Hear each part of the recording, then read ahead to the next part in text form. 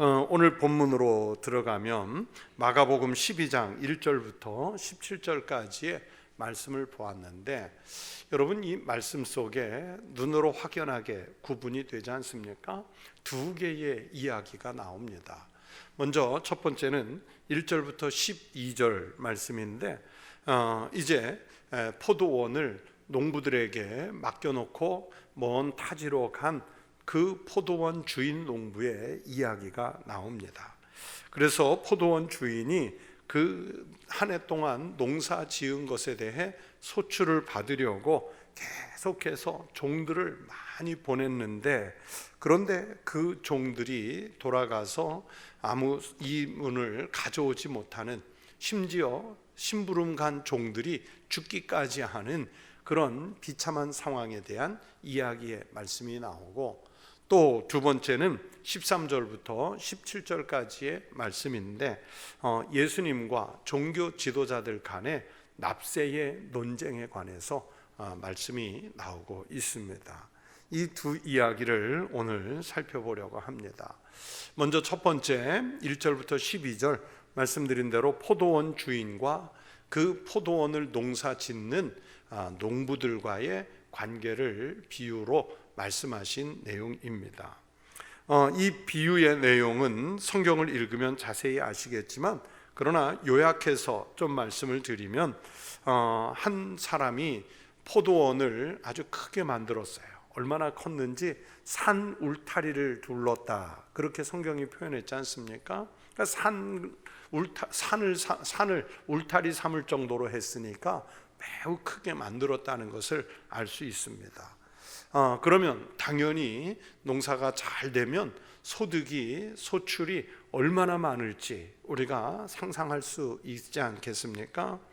그런 포도원을 만들어서 농부들에게, 옛날 말로 하면 소작인들에게, 그래서 옛날 성경에도 소작농, 이 소작인들에게 맡기고서 주인이 멀리 떠났지요.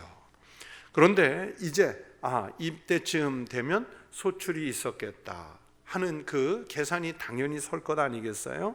그래서 이제 그 소출에 대한 이득을 나누어 가지기 위해 종들을 보내는 거예요.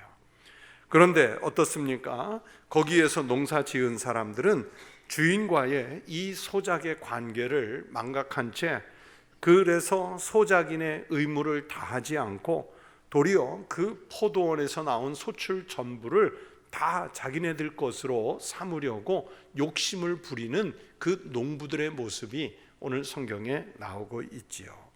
그래서 소출을 받으려고 하는 주인과 자기들이 농사 지은 것 전부를 차지하려고 하는 그 농부들 사이에, 즉 두 주체잖아요. 주인과 농부들, 그 주체 사이에 벌어지는 비극적인 이야기가 바로 오늘 본문의 내용입니다. 그런데 예수님께서 이 비유를 말씀하실 때 왜 이 이야기를 해야만 했는지, 여러분 마음속에 어떤 의도가 있으니까 얘기하는 것 아니겠어요? 그러니까 예수님도 어떤 의도를 가지고 이 말씀을 하시는 거예요. 본문 속에 등장하는 다양한 사람들이 있는데 그 다 하나하나가 상징성을 갖는 것이거든요.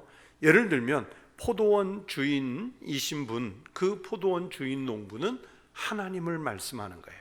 하나님을 상징하는 거예요. 또 그 소출을 받기 위해서 보냄을 받은 종들이 많이 있지 않습니까? 첫 번째, 두 번째, 세 번째 보내다가 처음에는 그냥 빈손으로 보냈고, 또 전권을 가지고 찾아온 두 번째 사람은 머리를 상하게 했고, 세 번째 사람은 심지어 죽이기까지 했고, 그래서 계속해서 많은 종들을 보냈는데, 이 보냄을 받은 종들은 누구를 상징하겠어요? 선지자들, 혹은 하나님의 일을 맡은 예언자들, 그러니까 선지자, 예언자, 하나님의 말씀에 하나님의 뜻을 전하러 갔던 사람들을 말하는 거예요. 그런데 그 선지자, 예언자들을 종으로 보냈지만 그들이 전혀 받아들이지 않으니까 오늘 성경에 말씀하는 대로 최후에 한 사람을 보내지요. 누구를 보냅니까? 주인의 아들을 보내요. 아들. 최후에 보냄을 받은 이 주인 농부의 아들은 누구를 상징할까요? 예수님을 상징하는 거예요. 예수님을. 하나님이 아들을 보내시면서 주인 농부가 자기 아들을 보내면서 지금까지 종들을 보내서 저들이 반역을 했고 말을 듣지 않았지만 그래도 주인의 아들이 직접 가면 그렇잖아요. 여러분, 주인의 아들이에요. 전권을 가졌단 말이에요. 직접 가면 존대하겠다, 우대하겠다, 말을 좀 들어먹지 않겠나, 이런 의도를 가지고 이제 아들을 보내는 거예요.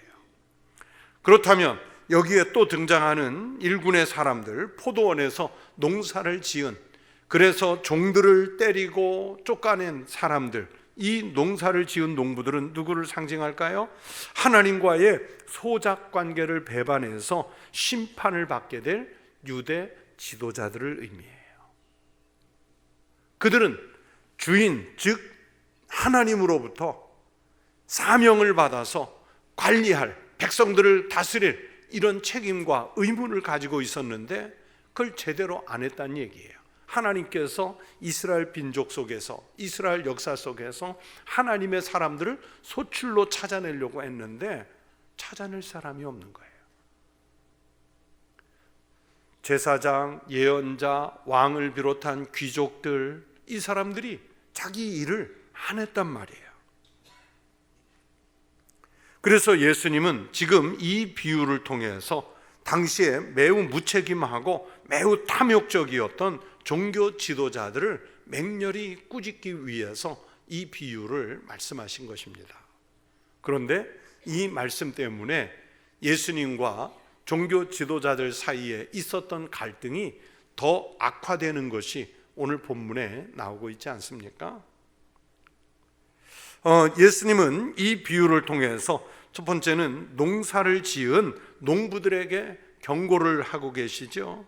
앞에서 조금 말씀드린 대로 유대 지도자들을, 여기서 지도자는 왕을 비롯한 귀족들 또는 제사장, 사명을 맡은 사람들, 하나님의 말씀을 대언해야 할 모든 예언자 혹은 선지자들을 일컫는 것이지만 그것의 범위를 조금 넓혀보면 지도자들뿐만이 아니라 그 지도자들과 공생의 관계에 있는 모든 이스라엘 백성들을 다 포함하는 거예요. 하나님의 말씀을 전혀 알아먹지 못하고 귀를 닫고 마음을 닫고 눈을 감아버린 모든 백성들을 의미하는 거예요.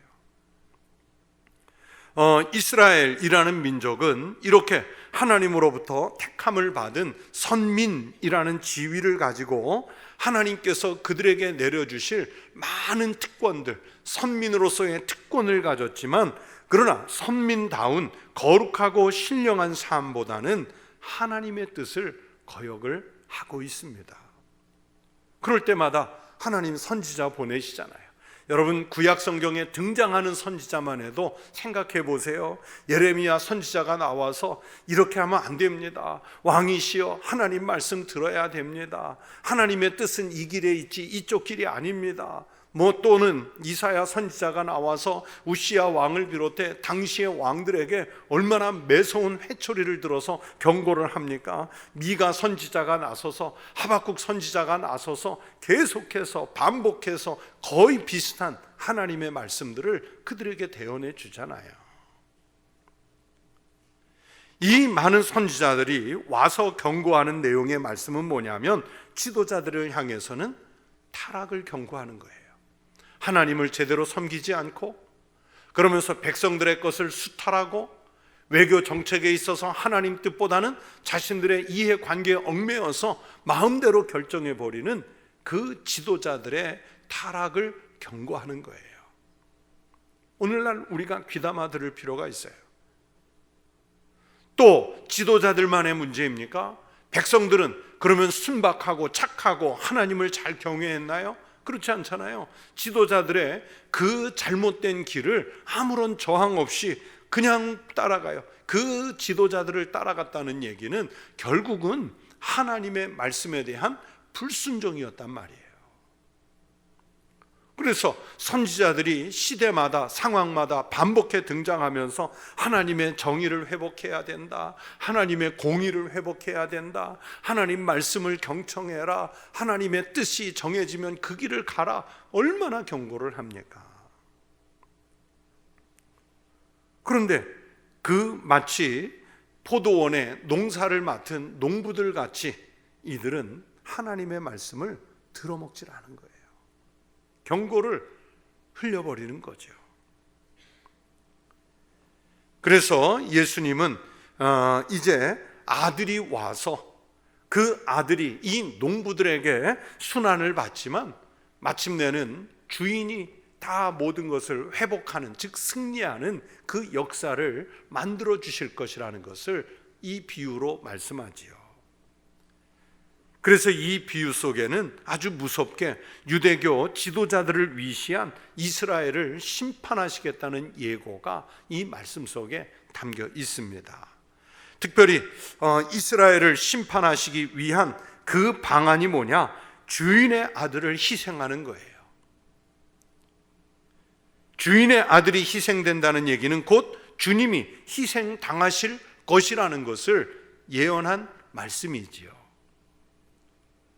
그래서 예수님을 죽일 사람들이, 하나님의 아들을 죽일 사람들이 누구냐? 멀리 있는 이방인, 외국인, 그런 데가 아니에요. 당신들이, 하나님의 백성이라고 하는 당신들이, 하나님으로부터 사명을 받았다고 하는 당신의 지도자들이 그 아들을 죽일 것이라. 그러면서 그 종교 지도자들에게 경고하시는 말씀이 오늘 내용이에요.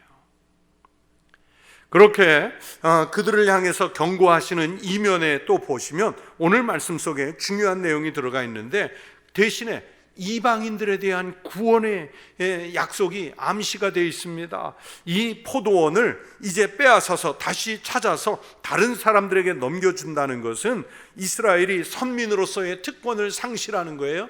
이스라엘이 선민의 자격을 잃어버리면 그 권리를 그럼 누구에게 주겠느냐? 다른 사람들. 여기서 다른 사람들은 이방인을 포함하는 것입니다. 그래서 9절에 보시면 포도원 주인이 어떻게 하겠느냐? 와서 그 농부들을 진멸하고 포도원을 다른 사람들에게 주리라, 이렇게 말씀하시잖아요. 자격을 상실한 지금 당신들, 그들에게가 아니라 이방인이 혹은 하나님께 순종하는 사람들이 그래서 이 책임을 맡게 될 것이다. 이방인에게까지도 은혜가 확장될 것을 말씀해 주시는 거예요. 결국 하나님의 일은 하나님을 향해 믿음을 가진 사람들이 한다는 뜻입니다. 여러분, 그래서 예수님의 이 의도 속에는 혈통적 유대인만이 아니라 하나님의 뜻에 순종하는 사람들, 그들을 하나님은 찾고 계시고 하나님은 그들을 사용하실 계획이 있는 거예요. 만약에 이 계획이 실행되지 않았으면 여러분, 오늘 우리는 지금 예배당에 앉아있지 않아요. 우리는 혈통적으로 철저하게 이방인이기 때문에 하나님의 뜻에 편승할 자격 자체가 없는 사람들이에요.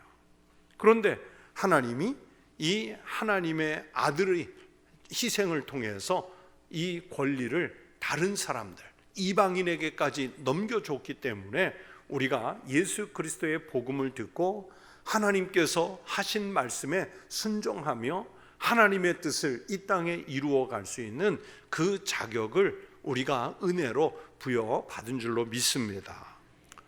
여러분, 이방인들은 유대인 입장에서 보면요, 철저하게 하나님께 버림받은 사람들이에요.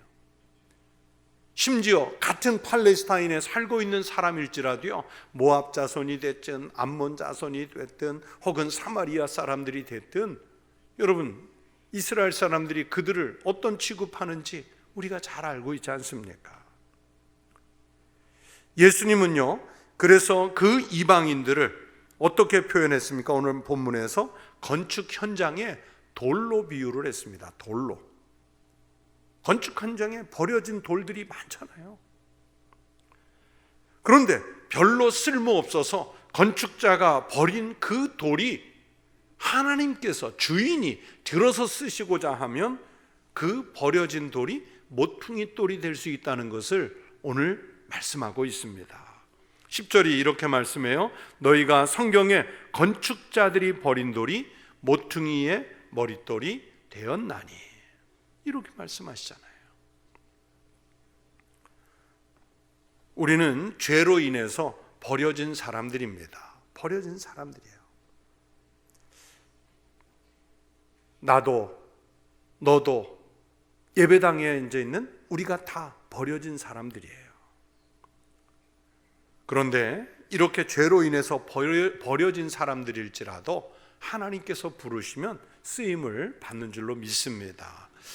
예수님께서 나귀 타고 예루살렘에 입성하실 때에 많은 군중들과 예수님 제자들이 호산나 호산나 다윗의 자손이여 하면서 막 소리치르니까 그 곁을 감시차 따라가던 유대의 종교 지도자들이 제발 당신들 제자 좀 조용히 시키라고, 저 환호하는 국민 그 백성들 좀 조용히 시키라고 하니까 예수님 뭐라고 말씀하세요?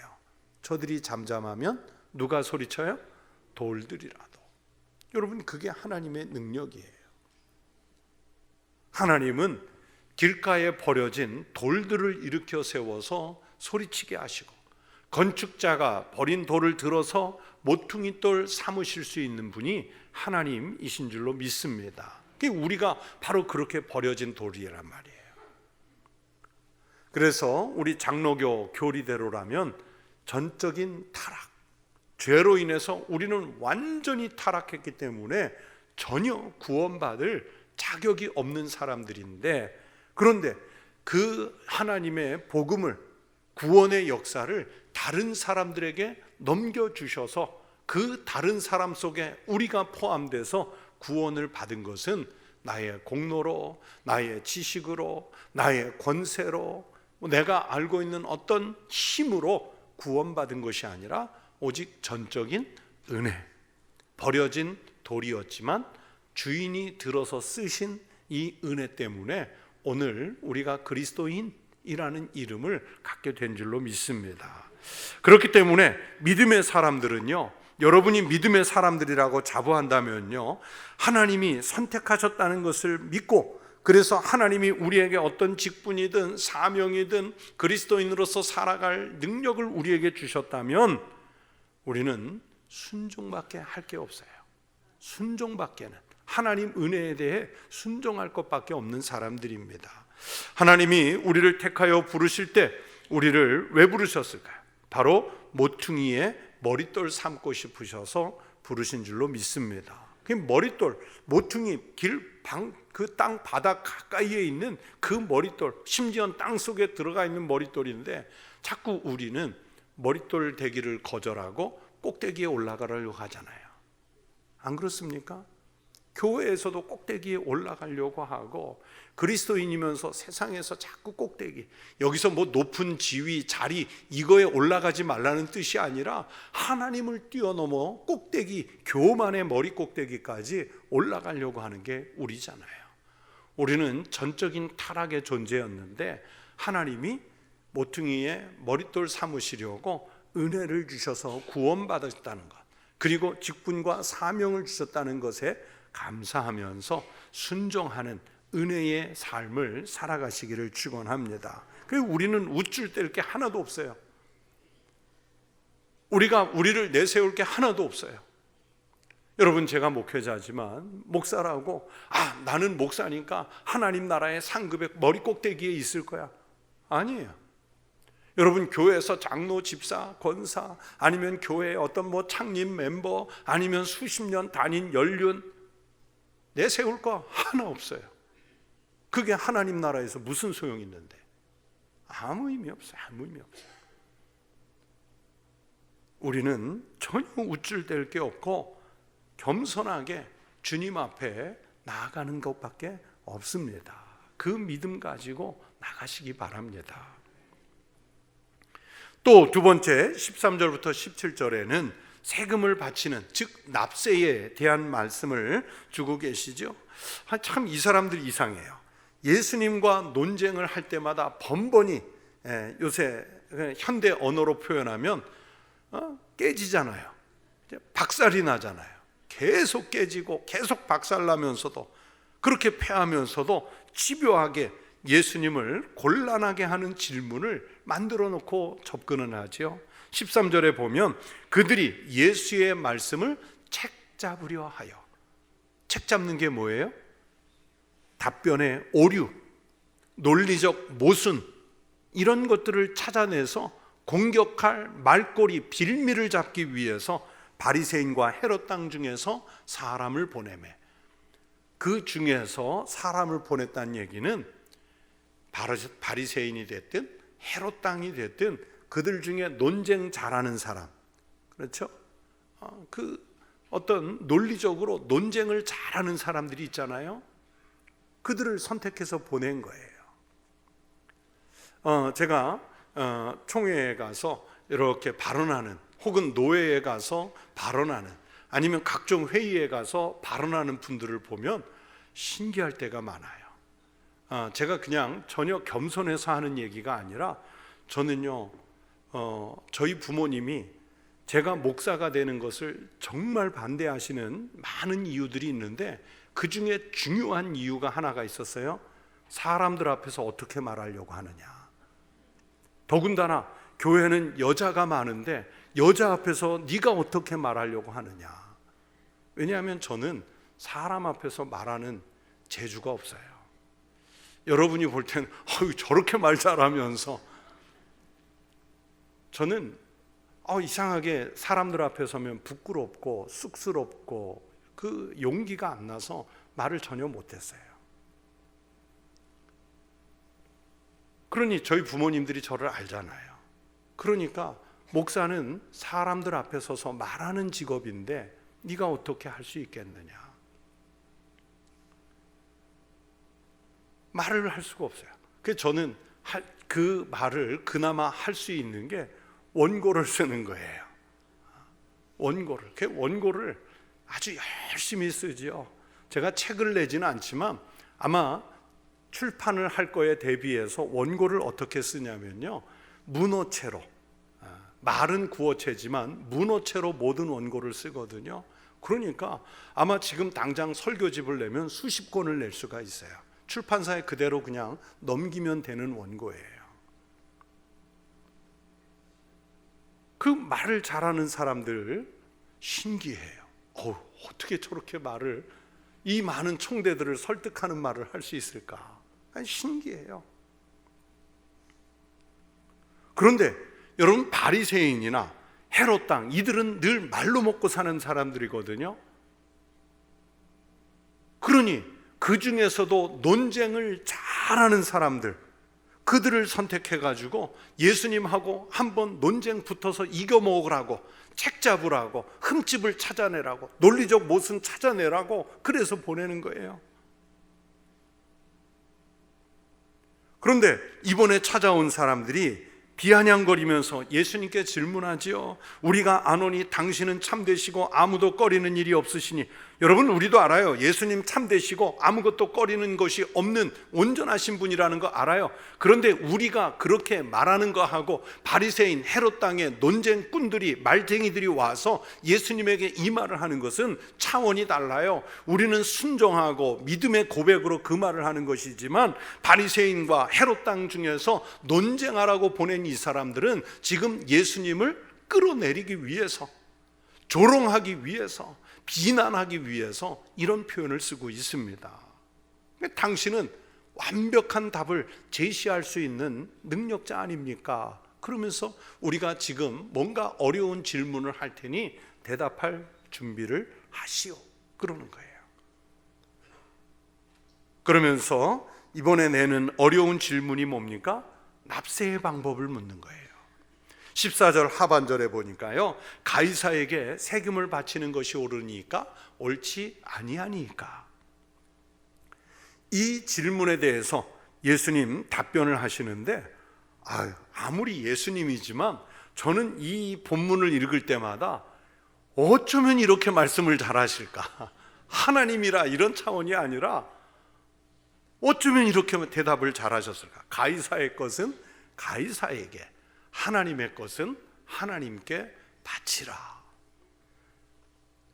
100점 만점에 120점. 기가 막힌 대답이에요. 이 대답을 이해하려면 몇 가지 이해를 해야 되는데, 첫 번째는 상황적인 이해 혹은 시대적인 상황을 이해하는 게 필요합니다. 여러분, 유대교 지도자들이 이 질문을 할 때 이 당시의 상황을 여러분 고려해야 합니다. 아주 민감한 시기예요. 질문에 저희가 분명하거든요. 자, 예수님에게 이 질문을 했을 때, 자, 예수님이 아유, 그래도 세금은 바쳐야지, 세금 바쳐, 이렇게 대답을 하면 저들에게 말꼬리를 잡히는 거예요. 무슨 꼬리를 잡힐까요? 여러분, 바리새인들 그리고 이스라엘 사람들은 로마에 반대한단 말이에요. 자, 우리나라가 일제 식민지가 됐을 때 여러분, 일본에 협조하는 사람들은 친일파란 말이에요. 친일파는 나라와 민족을 배신한 사람들이에요. 그래서 이 세금을 그래도 나라니까 잘 바쳐야지, 그렇게 말하면 친로마파가 되는 거예요. 그러면 당시에 사람들이 저 예수는 반민족적이다, 반신앙적이다, 그러면서 공격할 빌미를 주는 거지요. 여러분, 예수님을 따르는 그 많은 사람들이 예수님에게 기대하는 게 뭔지 아세요? 예수님을 이 로마 제국에서 우리 민족을 구원할 메시아, 로마 제국과 싸워서 이길 수 있는 메시아, 이걸 기대하는데, 자, 예수님이 세금 바쳐라, 그렇게 대답하시면 이것은 반로마가 아니라 친일파처럼 친로마가 되는 거예요.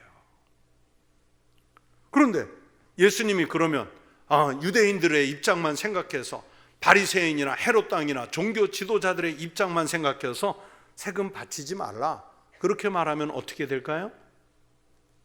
자, 여러분에게 제가, 자, 오늘 수요 예배 오신 여러분, 이제 이 말씀을 듣고 앞으로 나가선 세금 내지 마십시오. 이렇게 나라가 힘들고 국민들, 백성들을 힘들게 하는 나라에 뭐 얻어먹자고 세금을 냅니까? 앞으로 세금 바치지 마세요. 그러면 어떻게 될까요? 제가 뭐 요즘 같은 데 잡혀가지는 않겠지만, 그러나 세금은 우리 국민들의 4대 의무 중에 하나란 말이에요. 내야 되는 거예요. 저는 목회 시작할 때부터 늘 세금을 내자는 쪽이었거든요. 처음 목회를 시작할 때 그 시작한 교회에서도 세금을 냈어요. 외국에서 목회할 때도 늘 세금을 냈어요. 목회자지만. 그래서 외국에서 목회하다 한국에 들어왔는데 세금을 안 내잖아요. 뭐 많은 액수는 아니겠지만, 그래서 그 교회 가까이에 있는 세무서를 제가 찾아갔어요. 그랬더니 앞에 이렇게 카운터에 앉아있는 직원분에게 저 여기 가까이에 있는 아무개 교회 목회자인데 세금을, 그때는 종교인 과세가 없으니까 세금을 어떻게 하면 내죠? 그랬더니 난감해 하더니 뒤에 앉아 계신 분에게, 뭐 과장님인지 분한테 뭐 상의를 해요. 그러니까 그분이 오더니 뭐 저한테 뭐라 그러는 줄 아세요? 목사님 세금 내지 마세요, 그래요. 아니, 그래도 이 땅에 사는 국민인데 당연히 세금 내야죠. 그랬더니 그분 하는 말이, 목사님, 그 한두 명 때문에 여기에 시스템을 만들고 그것을 또 관리할 그 차라리 안 내시는 게 저희를 돕는 겁니다, 그러더라고요. 그래서 이 목회자 세금이 생긴 2018년 전까지 한 10여 년 가까이는, 7, 8년 동안은 또 세금을 안 냈어요. 세금 당연히 내야죠. 이 땅에 국민으로 사는데 세금 내야죠. 그런데 만약에 예수님이 로마 제국에 세금 바치지 마라, 그렇게 말씀하시면 뭐가 돼요? 반역죄예요, 이거는. 제가 아까 민감한 시대라고 그랬죠. 로마 제국의 그 세금, 인두세, 무역세, 이런 세금들을 내지 않으면요, 이건 반역죄예요. 그래서 세금 납세를 거부한 그 나라나 식민지가 있으면요, 로마가 얼마나 잔혹하게 그 납세를 거부한 지역을 초토화시키는지 몰라요. 예수님 만약에 세금 내지 말라, 그렇게 말씀하시면 반역죄로 이 사람들이 이제는 예수님을 정부 로마 제국에 고발하는 명분이 되는 거예요. 그러니 내라고 할 수도 없고 내지 말라고 할 수도 없고 애매한 거죠. 이런 상황에서 예수님은 가부간의 직접적인 대답을 회피하셨습니다. 그러면서 현재의 것 중에 여러분 사실은 가이사의 것과 하나님의 것 쉽게 구분이 갑니까? 여러분 집에 가지고 있는 재산, 여러분 지갑에 들어있는 돈 이렇게 꺼내 보니까 어떤 것은 하나님 거, 어떤 것은 내 거, 이렇게 구분이 되시나요? 한 어린아이가 주일날 교회를 가는데, 먼저 교회 학교를 가는데 나중에 가야 할 엄마가 500원짜리 동전 2개를 주면서 요거 하나는 하나님께 헌금으로 드려라, 그리고 요거 하나는 너 예배 잘 드리고 오니까 오다가 간식 사 먹어라 하고 2개를 지어줬어요.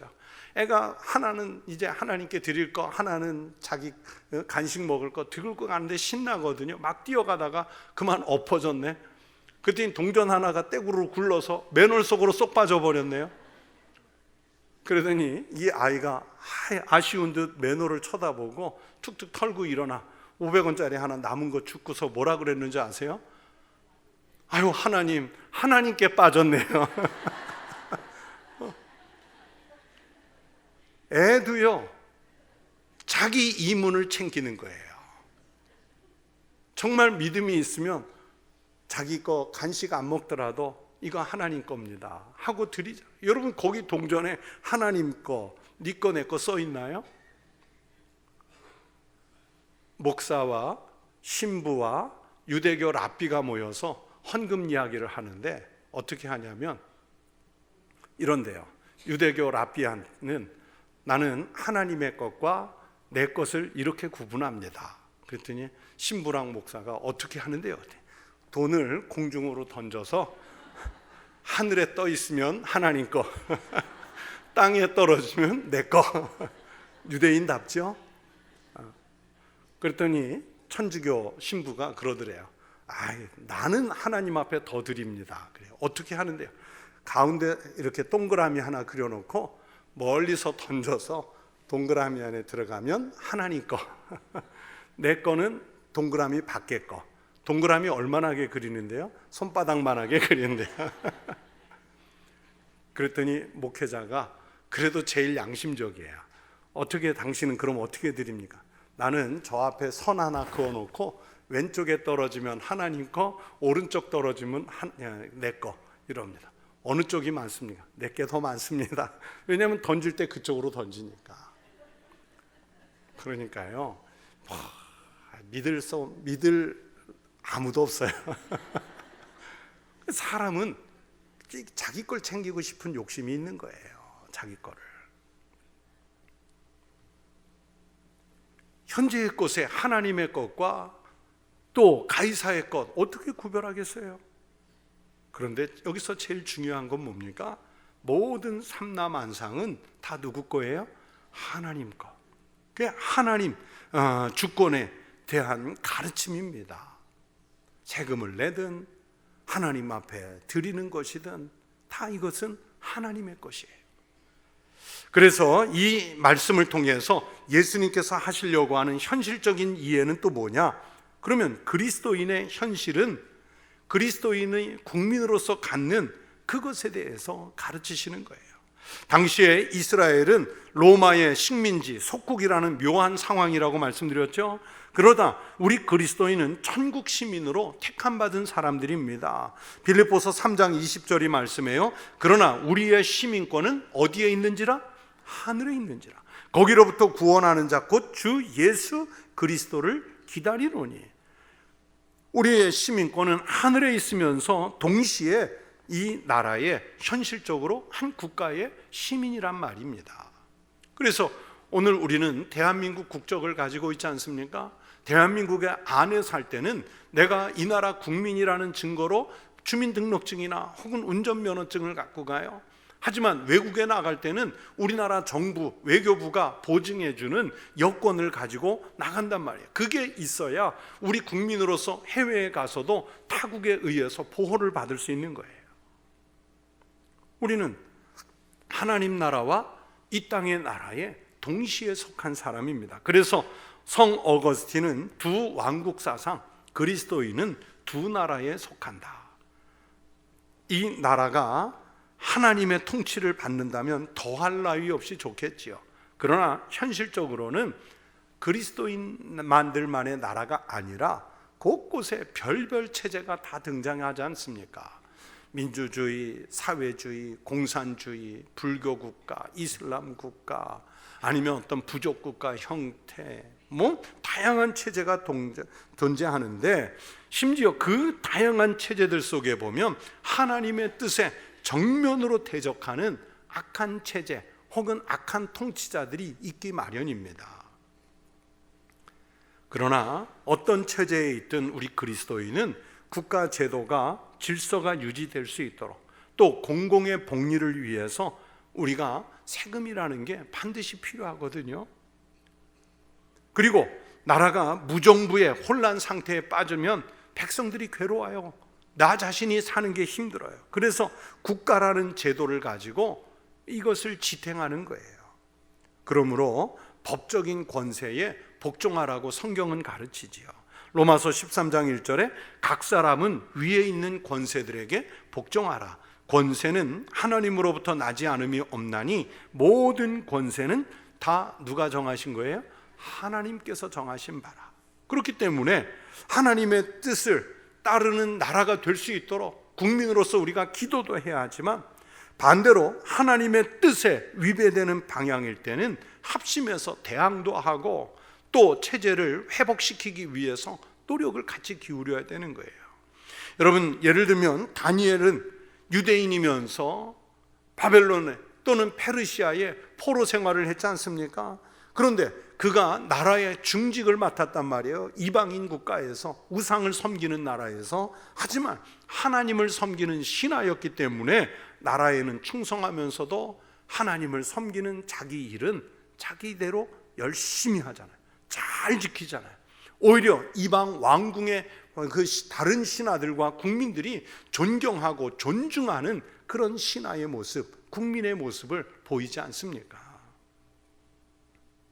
그렇게 우리 그리스도인은요, 머리는 하늘에 대고 발은 땅에 대고 사는 거예요.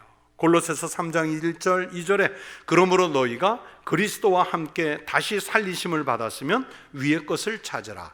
거기는 그리스도께서 하나님 우편에 앉아 계시느니라. 위의 것을 생각하고 땅의 것을 생각하지 말라. 어느 목사님은 겨울만 되면 이 말씀이 생각난대요. 왜 그러냐 그랬더니 모자 쓰고 나갔다가 자꾸 잊어버리는데 위의 것을 생각하라, 이 말씀 때문에 모자를 안 잊어버린대요. 그런데 그 목사님 얘기처럼 정말 위의 것이 모자를 말하는 걸까요? 아니에요. 하나님, 하늘 말하는 거예요. 즉 우리는 머리는 하나님 나라예요. 그러면서 국민으로서, 시민으로서 이 땅에 책임을 맡은 존재로 사는 거예요. 그래서 우리가 어떤 모습으로 사느냐, 그 판단의 기준은 다 위에 계신 분, 즉 주님이세요. 그러므로 우리는 어떤 형편에서든지 하나님의 뜻을 우선적으로 고려하는 삶을 살아가야 합니다. 그런데 그 아까 어린아이 비유를 말씀드렸지만 오늘 우리는요, 다 내 것으로 삼으려고 해요. 내 것도 내 것, 당신 것도 가능하면 내 것. 심지어 하나님의 것도 내 것으로 만들고 싶어서 하나님의 것을 도둑질하기까지 하잖아요. 나라의 세금은 물론이고 하나님의 것까지 도둑질해요. 말라기 3장 9절이 말씀합니다. 너희 곧 온 나라가 나의 것을 도둑질하였으므로 너희가 저주를 받았느니라. 여러분, 하나님의 저주 안 당해봐서 모르시죠? 그거 피하려면요, 하나님의 것을 하나님께, 나라의 것은 나라에 제대로 드려야 합니다. 그런데 우리는 자녀도 내 거, 내가 가지고 있는 재산도 내 거, 그렇게 여겨요. 하나님의 것을 인정하고 하나님의 주신 것을 감사하면서 활용하는 그런 믿음의 사용이 되시기를 바랍니다. 심지어는요, 우리는요, 교회 안에서 누릴 수 있는 권리 있지 않습니까? 자격이 있지 않습니까? 그런 것까지도 하나님의 은혜의 선물이 아니라 내 것인 줄로 알아요. 어떤 분이 그러더라고요. 교회밥 너무 먹지 말래요.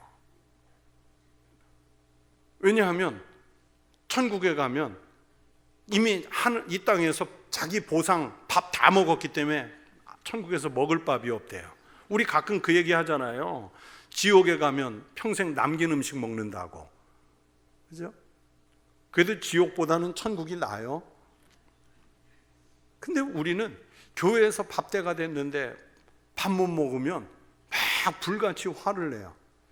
며칠 전에 우리 지역의 큰 교회에서 총회 행사가 있었는데 몇 사람 인사하고 끝자락에 내려갔더니 밥이 없네요. 그래서 제가 그 교회 목회자나 장로님들한테 왜 밥이 떨어졌냐고, 도대체 끼때에 밥을 왜 양을 못 맞췄냐고 제가 한 소리 하고 나왔을까요? 아니요. 아이고, 오늘 잘 준비했는데 양이 모자랐구나. 그냥 왔어요. 그냥 왔어요. 여러분, 교회에서 시상할 때 그 시상품에 너무 눈독 들이지 마세요. 여기서 다 받고 나면 천국에서 뭐 받으시려고 그래요? 그렇잖아요. 근데 우리는 남들은 받았는데 내가 기념품 하나, 무슨 상품 하나 모자라면 어떻게 해요? 양을 조절을 실패해가지고 어떻게 나를 건너뛰냐고 불같이 화를 내요. 옆에서 지켜보기 민망하게 화를 내요. 여러분, 여기서 다 받을 거 받으면 하나님 나라에 받을 게 없고요. 그런데 왜 그것을 그렇게 밥을 먹는 문제든 또는 상품을 받는 문제든 상금을 받는 문제든 왜 집착하느냐? 내 목, 내 것이라고 여겨서 그래요. 내 것이라고 여겨서 그래요. 그래서 이 땅에서 받고 누리는 것에 너무 집착하지 마세요. 우리는 하나님의 것은 하나님에게, 이웃에게 돌려야 할 것은 이웃에게, 나라에 바쳐야 할 것은 나라에 잘 구분해서 그것을 정직하게 각각 드리며 살아가는 믿음을 키우시기 바랍니다.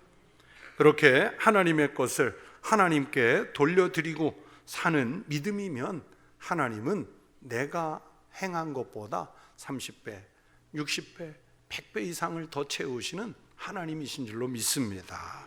오늘 예수님은 그래서 그냥 논쟁을 하는 것이 아니라 하나님의 것과 또 당신들의 것, 이것을 가르쳐 주신 거예요.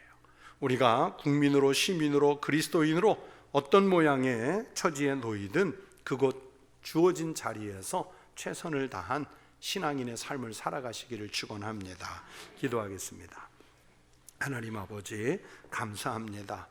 우리는 예수 그리스도가 이 땅에 오심으로 인하여 버려진 돌 같았으나 하나님의 거룩한 성전에 모퉁이 돌이 될 수 있게 해주시고 이 땅에 하나님 나라가 만들어져 가는 일에 크게 소리질러 주님의 종으로 도구로 쓰임받을 수 있는 은혜를 주셨으니 감사를 드립니다. 이제 아버지 하나님, 우리같이 작은 사람이라도 더 크게 사용하셔서 하나님의 것을 이 땅 위에 이루어가는, 그리고 시민, 국민으로서 정직한 백성이 되는 삶을 살아낼 수 있는 능력을 갖게 하여 주시옵소서. 이 시간 주님께 귀하고 거룩한 예물을 드린 손들이 있습니다. 그 손에 축복하시고 그 가정과 일터에 모자람이 없이 채우시는 복이 있게 하여 주시옵소서. 감사하오며 예수님 이름으로 기도드리옵나이다. 아멘.